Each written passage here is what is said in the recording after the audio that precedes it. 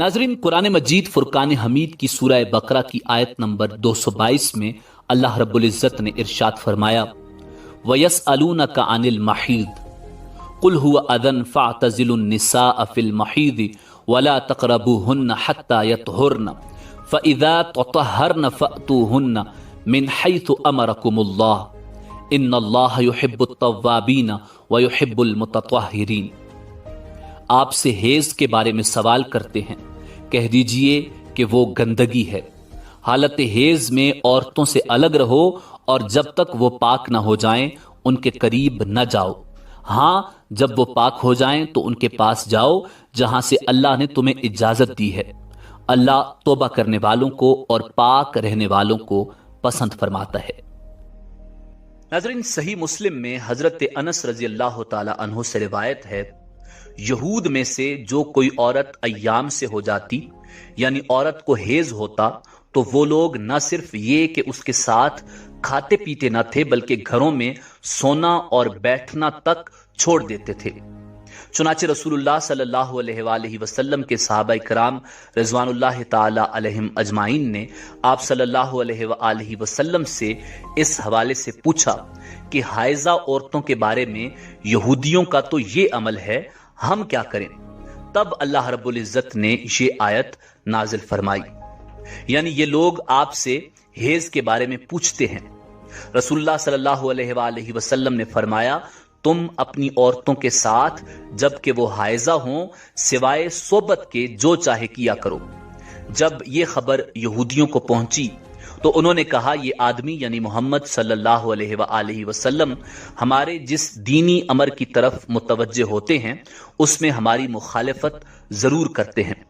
यहूद की जुबानी ये सुनकर दो सहाबा कराम हजरत अस्यद रजी अल्लाह ताला अन्हु और हजरत इबाद रजी अल्लाह ताला अन्हु दरबार रिसालत में हाजिर हुए और अर्ज किया कि या रसूलुल्लाह सल्लल्लाहु अलैहि वसल्लम, यहूदी ऐसा कह रहे हैं। यानी उन्होंने यहूदियों का कलाम नकल किया और फिर ये कहा, अगर आप इजाजत दें यहूदियों की मवाफिकत के लिए हम अपनी औरतों के पास अय्याम हेज में रहना सहना छोड़ दें। ये सुनकर रसूलुल्लाह सल्लल्लाहु अलैहि वसल्लम का चेहरा मुबारक मुतगय्यर हो गया और हमें ये गुमान हो गया कि आप सल्लल्लाहु अलैहि वसल्लम उन दोनों पर खफा हो गए हैं। वो दोनों निकल कर चल दिए। उनके जाते ही रसूलुल्लाह सल्लल्लाहु अलैहि वसल्लम के पास कहीं से तोहफतन दूध आया। आप सल्लल्लाहु अलैहि वसल्लम ने उन दोनों को बुलाया और उन दोनों को दूध पिलाया ताकि उन्हें यह पता चले कि रसूल कायनात सल्लल्लाहु अलैहि वसल्लम उनसे नाराज नहीं। नाज़रीन, हेज से मुराद वो खून है जो बालिग गैर हामला औरत के रहम से आए और उसका सबब बीमारी न हो।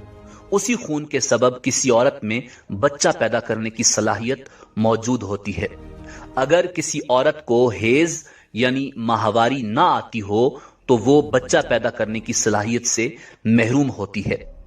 हेज की इब्तिदा के हवाले से सही कौल यह है कि इसकी इब्तिदा हजरत हव्वा सलामुल्लाह अलैहा से हुई। हजरत हव्वा ने जब शजर ममनुआ का फल खाया उसी वक्त से ये बीमारी औरतों के साथ लग गई। बाज हजरात इसकी इब्तिदा बनी इसराइल से और बनी इसराइल की औरतों से करार देते हैं, मगर इस कौल को इमाम बुखारी ने रद्द किया है। नाजरीन, हेज की कम अज कम मुद्दत 3 दिन और 3 रातें जबकि ज्यादा से ज्यादा मुद्दत 10 दिन और 10 रातें हैं। अगर किसी को 3 दिन और 3 रात से कम खून आया तो वो हेज नहीं बल्कि इस्तिहादा है। इसी तरह अगर बीमारी या किसी और वजह से किसी को 10 दिन और 10 रात से ज्यादा खून आया तो वो जो 10 दिन से जायद होगा वो भी इस्तिहादा है। नाज़रीन, इस्तिहादा से मुराद औरत की शर्मगाह से निकलने वाला वो खून है जो ना हेज का खून है ना नफास का, बल्कि किसी बीमारी की वजह से आता है। नाज़रीन, हदीस की बाज किताबों में اس مضمون کی روایات بھی موجود ہیں جن میں کہا گیا ہے کہ بنی اسرائیل کی عورتوں کو مسجدوں میں جانے اور مردوں کے ساتھ باجماعت نماز ادا کرنے کی اجازت تھی۔ وہاں انہوں نے ایڑیاں اونچی کر کے مردوں کی تاک جھانک شروع کر دی، چنانچہ انہیں مسجد جانے سے روک دیا گیا اور ان پر حیض مسلط کر دیا گیا۔ یہ روایت مصنف عبد الرزاق اور مسند اسحاق میں حضرت عبداللہ ابن مسعود، حضرت اسما بن ابی بکر اور ام المومنین حضرت عائشہ صدیقہ رضی اللہ تعالی عنہم سے مرفوعاً مروی ہے۔ ان میں بنی اسرائیل کے عہد سے عورتوں میں حیض کی ابتدا کی جو بات کہی گئی ہے وہ درست نہیں ہے۔ بعض صحیح احادیث سے اشارہ ملتا ہے کہ عورتوں میں حیض کی ابتدا روز اول سے ہے۔ حضرت عائشہ صدیقہ رضی اللہ تعالی عنہا حجت الوداع میں اللہ کے رسول صلی اللہ علیہ وآلہ وسلم کے ساتھ حج کے ارادے سے نکلی۔ راستے میں انہیں حیض آ گیا تو وہ اس اندیشے سے رونے لگیں کہ اب وہ مناسک حج ادا کرنے سے محروم ہو جائیں گی۔ آپ صلی اللہ علیہ وآلہ وسلم کو معلوم ہوا تو آپ نے انہیں سمجھاتے ہوئے فرمایا، یہ ایسی چیز ہے جسے اللہ رب العزت نے اولاد آدم میں عورتوں کے لیے لازم کر دیا ہے۔ اس حالت میں تم بھی وہی سب کرو جو حاجی کرتا ہے، صرف پاک ہونے تک بیت اللہ کا طواف نہ کرو۔ اسی طرح ایک حدیث حضرت ام سلمہ رضی اللہ تعالی عنہا سے بھی مروی ہے۔ وہ بیان کرتی ہیں کہ ایک موقع پر میں رسول اللہ صلی اللہ علیہ وآلہ وسلم کے پاس تھی کہ مجھے حیض آنے لگا۔ میں وہاں سے اٹھ گئی۔ آپ صلی اللہ علیہ وآلہ وسلم نے دریافت کیا تو میں نے بتایا کہ مجھے حیض آنے لگا ہے۔ آپ نے فرمایا، یہ ایسی چیز ہے جسے اللہ تعالیٰ نے آدم کی بیٹیوں پر لازم کر دیا ہے۔ ناظرین، نبی کریم صلی اللہ علیہ وآلہ وسلم نے فرمایا، یہ وہ چیز ہے جسے اللہ تعالیٰ نے آدم کی بیٹیوں پر لازم کیا ہے۔ بعض لوگوں کا کہنا ہے کہ حیض کا آغاز بنی اسرائیل کی عورتوں سے ہوا۔ اس معاملے میں نبی کریم صلی اللہ علیہ وآلہ وسلم کا ارشاد زیادہ معتبر ہے۔ ناظرین، اگر مسائل کی بات کی جائے تو ایام حیض میں عورت کے لیے نماز، روزہ، تلاوت جائز نہیں۔